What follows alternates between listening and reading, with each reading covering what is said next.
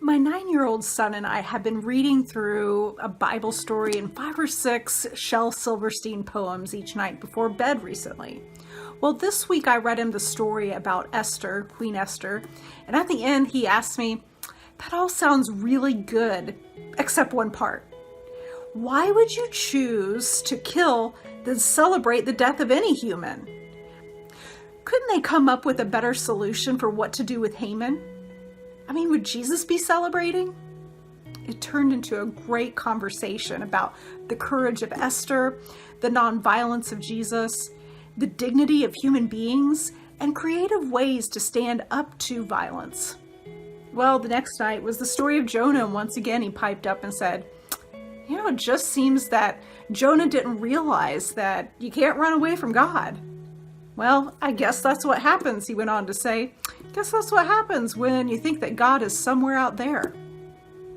Well, we had another great conversation about ways we try to run and hide and opportunities and places where we get to think things through, and how Jonah discovered something about himself and something about God that he didn't know when the story first began.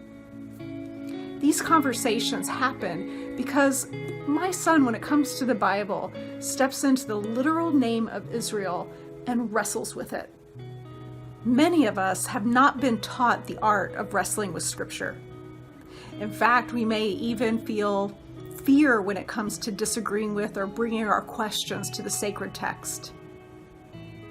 But what makes the ancient words continue to live and breathe, as St. Paul described, is when we engage them.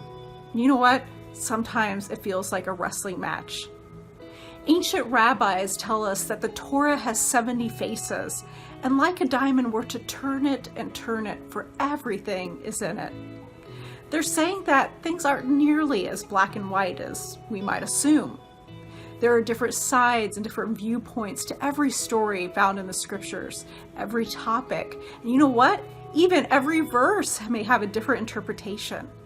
So rather than stare at just one face, how much more brilliant, more precious it becomes when we can appreciate the array of faces. To take the Bible seriously means to engage it, to wrestle with it alone, to wrestle with it together as a community, to let the ancient words and stories puzzle, confuse, comfort, provoke, disgust, yes, even make us belly laugh. Sounds a lot like Jesus' parables, doesn't it?